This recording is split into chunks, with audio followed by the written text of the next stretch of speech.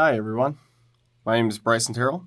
I'm a systems development engineer on the Jamf Cloud platform team, and today I'm going to be talking to you a little bit about external patch sources with Jamf Pro. Before we get into that, I just want to put a little disclaimer that this is a more technical session. I'm not necessarily providing an introduction to the feature sets of patch reporting and patch policies. Though I will be talking about them, it does assume a little bit of familiarity. This presentation is a recap of a sort of another presentation that I gave at Penn State Mac Admins earlier this month. But at the end, I will be providing links so that you can go get some more information to follow up on this topic if you're interested. So today's agenda, I'm going to be covering a few topics here. One is to give an overview of patch definitions. This is what defines a software title for our patch management features. And there's a lot of details that go into it and how they map into what you see in the web console. So we'll be spending a good amount of time talking about that. I will quickly go over a couple of tools that I've worked on to try and make the process of creating and managing those definitions a little easier. Then we'll get into what an external patch source is, how you're able to start leveraging your own definitions with your Jamf Pro instance. Talk about some third-party solutions that already do a lot of this work for you. And then lastly, get you those resources that I mentioned. Before I get into that, we'll talk a little bit about Jamf. So, at Jamf, we help organizations succeed with Apple. And we do that through our lineup of products. Jamf Pro is our most robust management solution for larger enterprise, education, and government customers, whereas Jamf Now is for smaller organizations with MDM needs and don't really require any IT to do it. Jamf School is purpose-built for education, and it offers a simpler interface that IT, teachers, and parents alike can leverage. With Jamf Connect, an end user can unbox their Mac, power it on, and access all of their corporate applications after signing on with a single set of credentials. Jamf helps more than 30,000 organizations to manage more than 14 million Apple devices, and we serve key markets such as the top tech companies, Fortune 500, the most valuable brands, the top marketing group, and over 14,000 schools. Gee whiz. All right. So, moving into today's topic, let's talk about patch definitions. Patch definitions are just JSON files that Jamf Pro reads from a feed over an HTTP connection. These JSON files contain a complete version history of the software that they are describing, along with other information like who the publisher is, its bundle ID, and some other criterion. The version history inside these files is an ordered list that goes from the latest version to the oldest version. And it was the design choice that we made for how we would implement our patch definition format, because certain unnamed vendors do strange things with version strings that make it so that you can't trust doing alphanumeric sorting. To give you an idea of what this looks like, on the left side here, we have the top level keys that make up a patch definition. This one is a definition that Jamf provides for macOS as of today. If you look at the file, we can see that the current or latest version of macOS is 10.14.5, and that this version was added to the definition on May 15th, 2019. On the right side is the version what the version actually looks like in the definition. On the left side, where we have a patches key, on the right side, this is the content that actually populates that patches key. This would be the topmost item in that array because, as I mentioned, everything is sorted from newest to oldest. You can also see here that the release date is different from the last modified date. The release date is actually the 14th of May, whereas our patch definition was updated with this information on the 15th of May. The minimum supported version of macOS to install this version is 10.9. We can see that it requires a reboot. And the rest of these keys we'll explore in a little bit as we start talking about how they relate to what you see in the GUI. So that was just a quick look at some pieces of the macOS definition. Jamf actually maintains over 60 software titles from the default feed that we provide when you start up Jamf Pro for the first time. Many of these definitions track different variations of a given piece of software, as you can see from this list, with things like different apps out of Microsoft Office and especially the Java runtimes and SDKs. You can refer to the KB at the bottom of this page on Jamf Nation for updates for information about these software titles, as well as for any notes pertaining to certain ones. All right. So when you have a patch definition that you've now added into Jamf Pro and you're using it, it unlocks some new functionality for you as an admin. First, notifications. Notifications are whenever Jamf Pro pulls in a change to your patch definition, you can get an alert to it in the form of a web UI notification or an email, or you can even get a webhook triggered through our patch software title updated webhook. Of course, the first feature that came out of the gate with patch management was patch reporting. Reports are also things that can be included inside your Jamf Pro dashboard. And then policies. Patch policies are a little different from standard policies in that they manage your fleet of machines that have the software already installed and ensure that they are up to date with the latest version after you've configured them properly. So let's take a look at this in the Jamf Pro user interface and see how the details of a patch definition map to what you see on the screen here. So a little bit ago, I had shown you some snippets out of the macOS definition. Here it is in the list of available software titles from Jamf's official patch source. I'm going to use this one as an example. So, when you add a patch definition, by default, you're going to get a report page that looks a lot like this. There's going to be a pie chart detailing how many managed computers are running the latest version as defined. And that's shown right here on the left-hand side. And below that, there are also counts for how many Macs are actually at that version and how many Macs are not at that version. Below that, you can also see, in order descending to the oldest version, how many Macs at each reported version there are. On the right side is a table view that contains all the computers that have the software installed with configurable columns to show as much or as little data at a glance as you would like about them. You can also export this report to a CSV file by hitting the export button in the lower right-hand corner. The way that Patch Management Jamf Pro determines if a client is at the latest version is based on the components key of the patch object in that JSON file we had just looked at.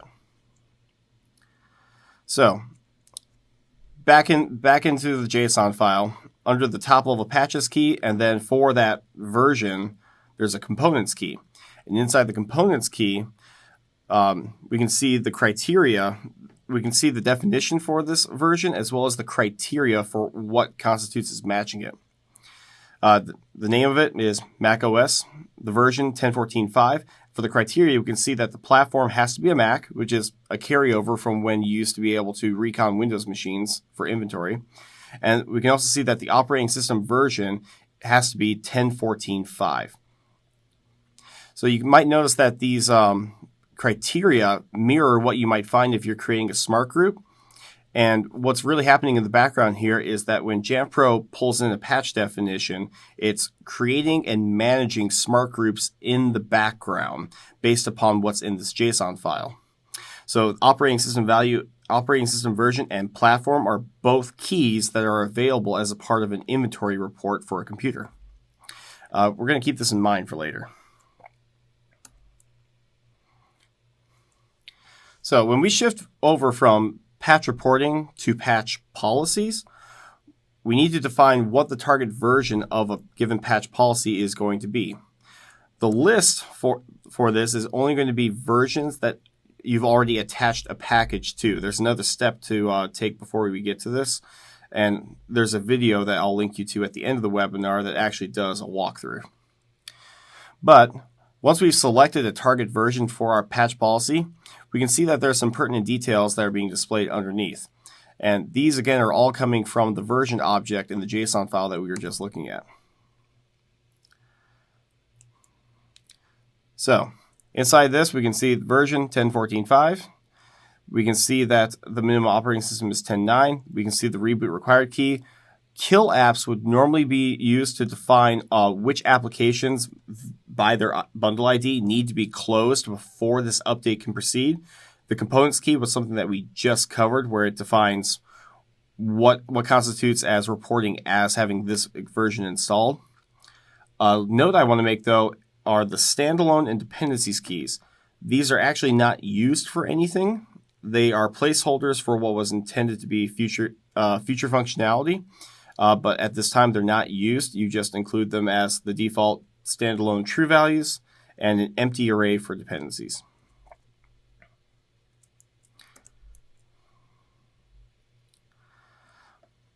So the last piece to talk about here is, what does this patch policy go to? How does it determine what can actually install it? And that's done through the eligible computers list. Now, unlike regular policies, patch policies are automatically limited to a list of eligible computers, and these are computers that meet the defined requirements of the patch definition, which at the most basic level means that they have the software already installed at a version that this update requires, and whatever other conditional actions or whatever additional conditions are attached to this. Any other scope options beyond this, like targeting specific computer groups or targeting users, that will narrow the scope down further, but you can only narrow it down. You can't include any computers that aren't already eligible in the first place, which gets back to the idea that patch policies only maintain deployed software. They don't do the initial deployment itself. So, how do we determine computer eligibility? There's actually two places in the patch definition where this happens. First, there's the requirements key that's at that top level of the patch definition. This is the base requirement that is used to determine that the software is installed. In this case, because I'm using the macOS definition as an example, it's just stating that the system must be a Mac, which makes sense. But for applications, this criterion would actually be the bundle ID. It would match based upon the bundle ID value in the inventory report. At a lower level, inside the version, under the patches key, we actually have the capabilities. The capabilities are just more criteria that further refine that top level key. So we know that the capabilities to be able to install 10.15, or I'm sorry, I got a mistake in my notes here. For macOS 10.14.5, the capabilities of the target version must be 10.9 or higher to be considered eligible to install this patch.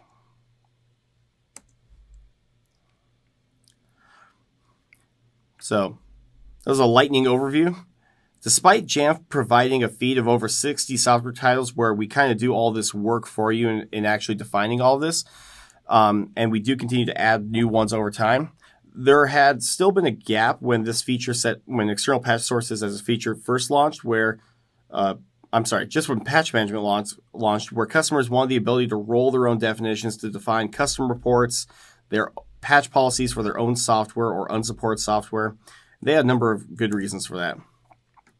And the biggest one is that Jamf doesn't provide everything. Even though we have over 60 titles, those are actually just the big ones. We don't actually maintain software titles for the vast majority of what's out there.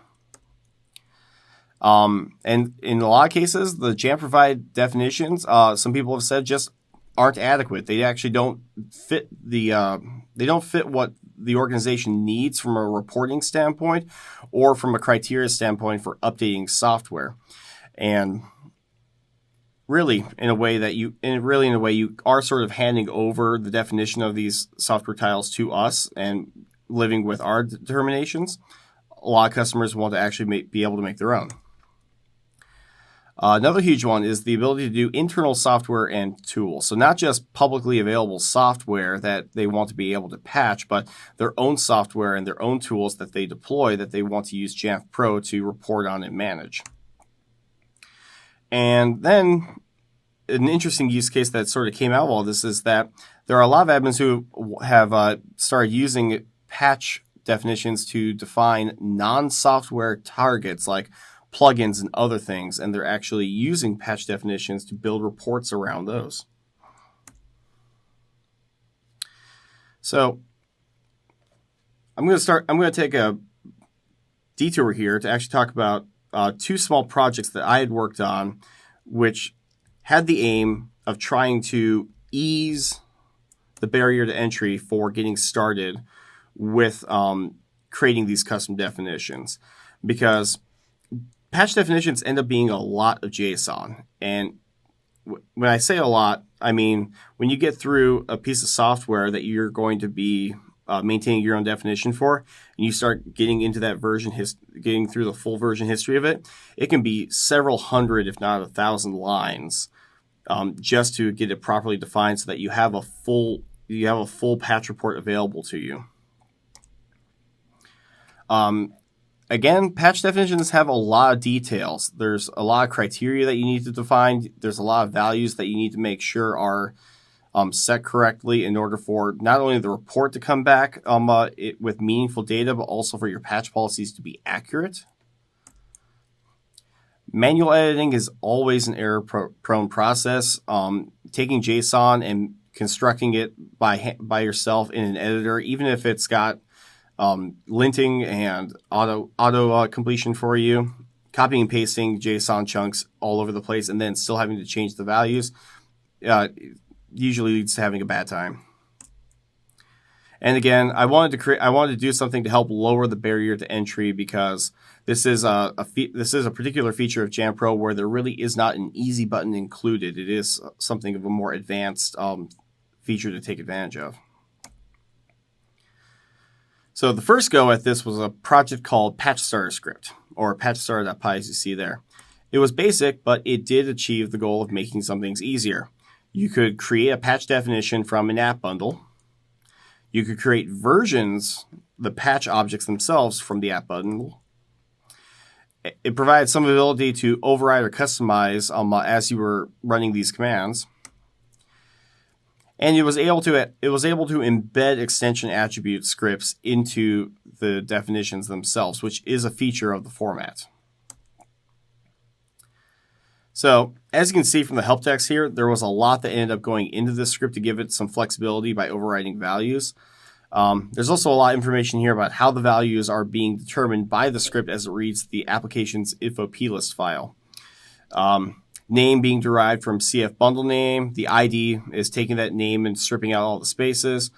Version was being pulled by a CF bundle short version string. If you've never seen an info plist file before and you aren't sure what these values are, you can go to any application on your Mac, right click, show contents, and then inside the contents directory, there's going to be an info plist file, which you can press the spacebar on, get a preview, and sort of take a peek through these things to get a better idea of what's going on under the hood. OS version being determined by LS minimum system version. Release date is just using the last modified timestamp of that application. And publisher was something that you always had to provide because there was no reliable way of determining that from the information that the application provided. To give you a better idea of what this actually does, like we have a screenshot here. I'm calling the script, I'm pointing it at Xcode, and then here it goes. It spits out a JSON definition for me.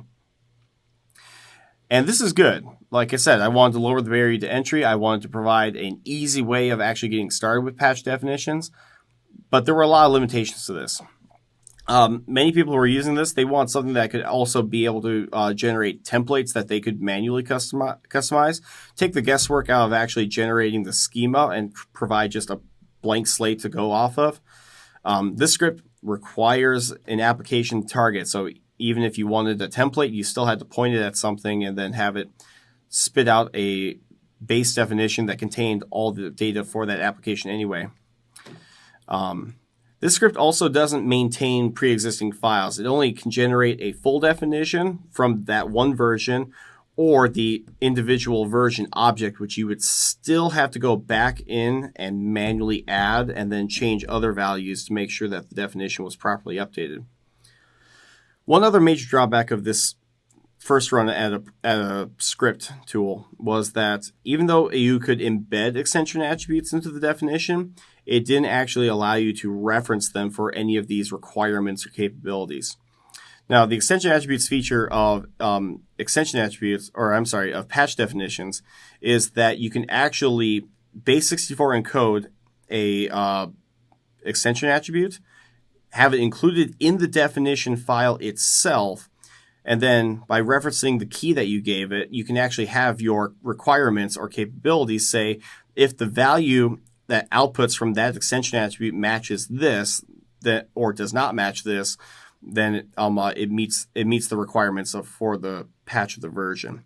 Super powerful feature, but I couldn't actually determine the best way to implement that behavior, so it was still a manual process afterwards to change some things to point to what your EA provides.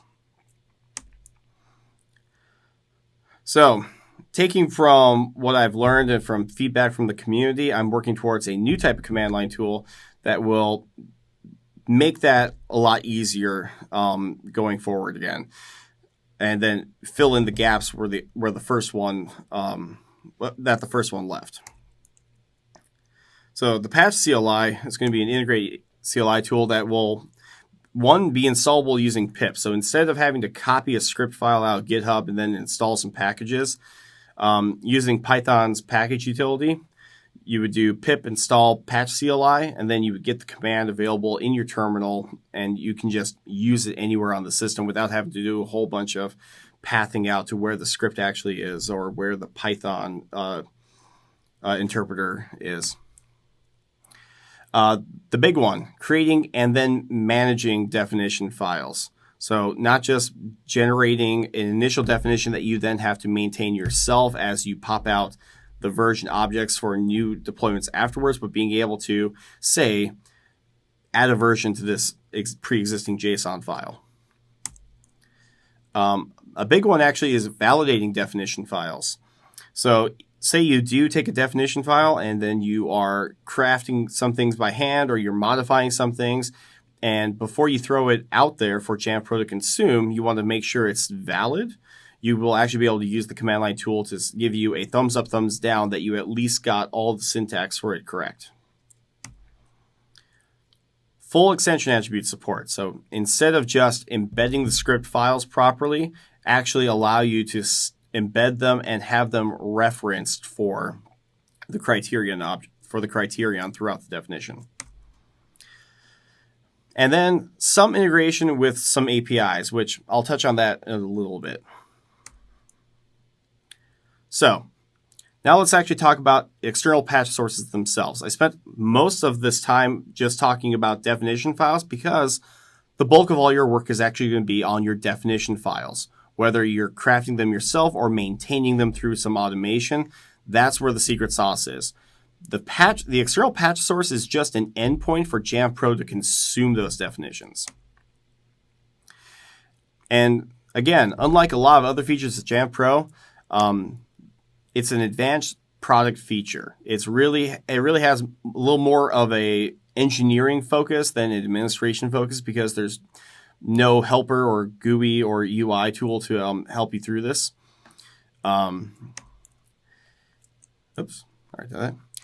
Because it involves you setting up a feed for Jamf Pro, that means there's some setup and there's going to be ongoing maintenance that you're going to be required to do. But one key thing to take away is that external patch sources work identically to the patch source that Jamf Pro uses by default. So the one that we host for everybody, your patch sources that you set up use the exact same interface, provide the exact same interfaces.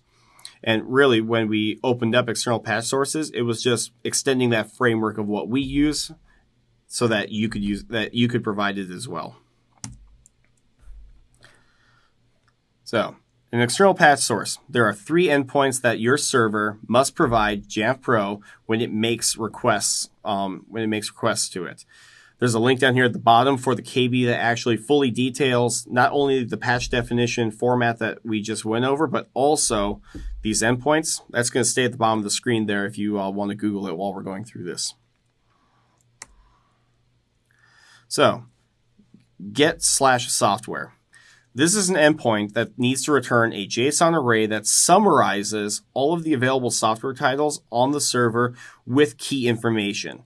The current version, the ID, the last modified timestamp, the name, and the publisher. Whenever you go to a patch source and you want to add a new software title to Jamf Pro will actually use this endpoint to display the entire list of available software titles. Extending that, get/software/ a comma separated list of software IDs.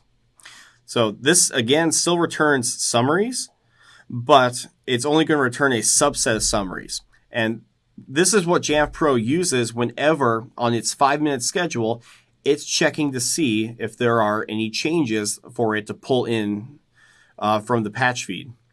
And the way that it determines that is it checks that last modified timestamp. If the timestamp has changed, it will then pull in that definition. So just a little pro tip here: if you're ever trying to force Jamf Pro to pull a definition, even though you haven't changed anything, say you're testing or troubleshooting, all you need to do is change the last modified timestamp in order to actually get it to do that. And then finally, get/patch/ the ID. This is the endpoint that needs to return that full JSON definition that we just talked about.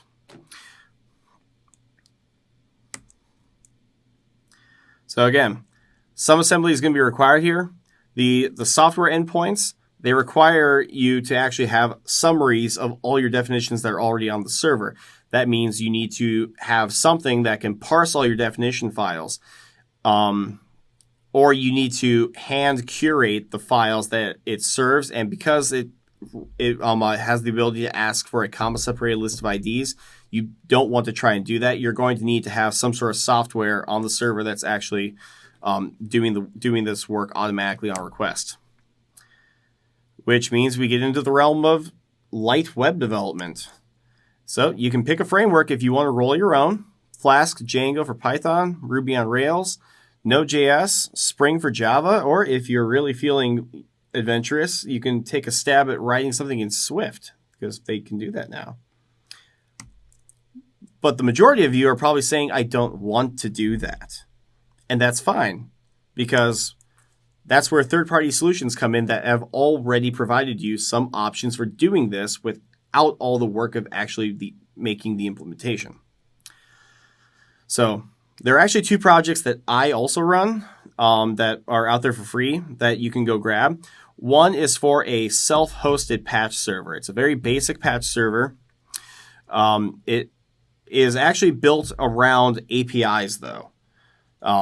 So earlier when I mentioned I was going to build some APIs, some limited API support into the new patch tool, that would be to interface with the APIs for this project and the next one, where the goal of the ones that I produce is to actually tie into end-to-end automation, so that whatever you have that's actually processing new software updates available from your vendors, you can then use the APIs to automatically update your patch definitions as you go, and then Jamf Pro will pull them in.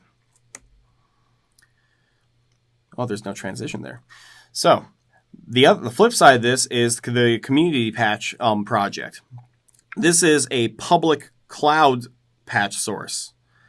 It's API driven, just like Patch Server. Their APIs are actually almost identical. And again, it's built around that idea of maintaining your titles through these APIs, except it's community driven. Everything on here is supplied by community members. Every single contributor that you see on here actually is their own individual patch source that you can subscribe to. So you can actually scroll through, find people who are providing the software titles that you need, and then subscribe to them and just pick and choose what you want. And you can find I'll come back to that in a second. But then there's also some other really great options that are on the flip side. So whereas my projects really revolve around API-based solutions, our good friends over at Mondada are actually running a couple of different options for patch servers. The first one that they did was Kenobi, which originally was bolted onto the NetSUS appliance for anyone who ever used NetSUS. It's available as a standalone installer now. This is a GUI-driven patch server, and it's got a really great GUI interface because it also allows you to create and manage those definitions just through mouse clicks. So if you go to hit that new button right there, it'll take you to a little pop-up to enter in the top level details, and then you can start filling out all the pieces of the patch definition through a nice interface that'll make sure that you don't do anything you aren't supposed to. On the flip side of that, they actually have a patch feed subscription service. So where I said before that the official Jamf feed maintains about 60-ish software titles, Mondada actually maintains a subscription of 1,000 plus software titles, and they actually openly welcome people making requests for additional titles to be added to the service. And it comes in a couple of different flavors.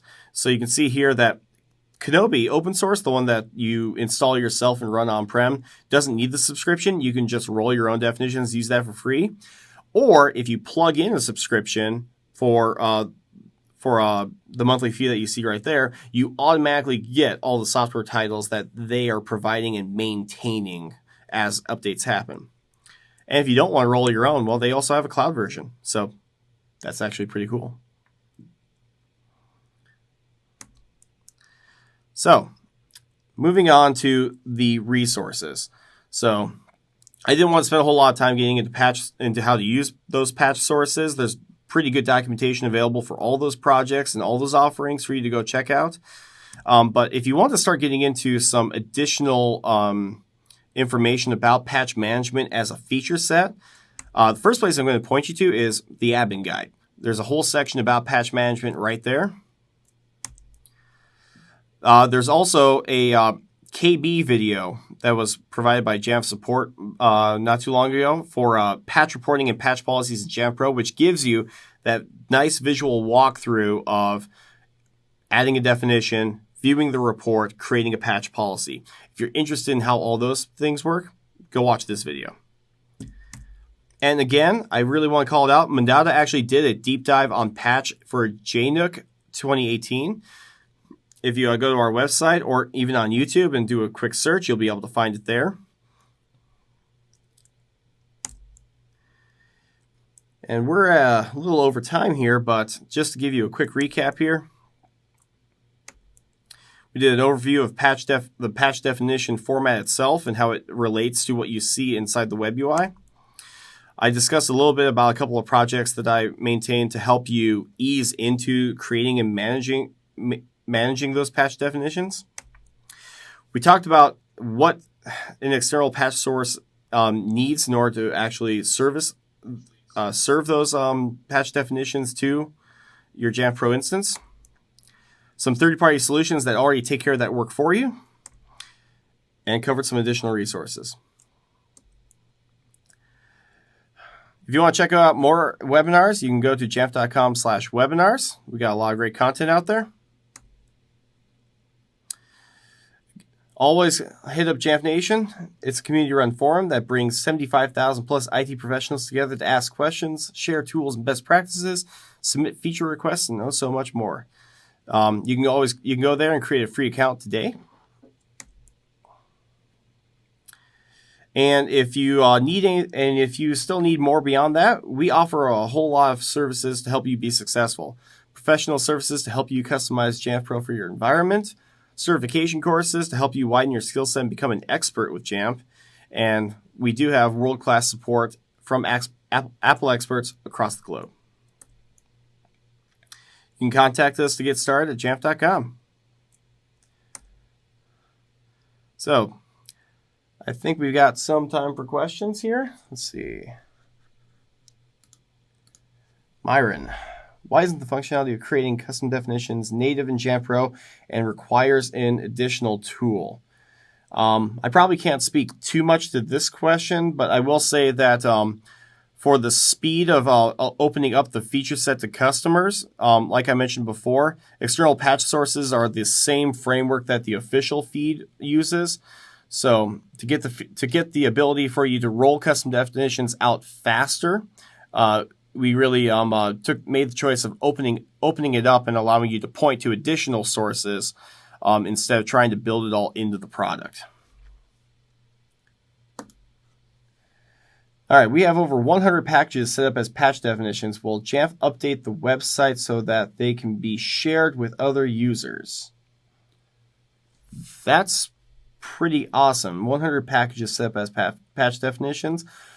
Steven, if you are on the Mac Admin Slack, you can find me on there to reach out. But if you want to share them, I might actually recommend you get a feed going on Community Patch, because people would certainly love that, and we can talk a little bit more about that.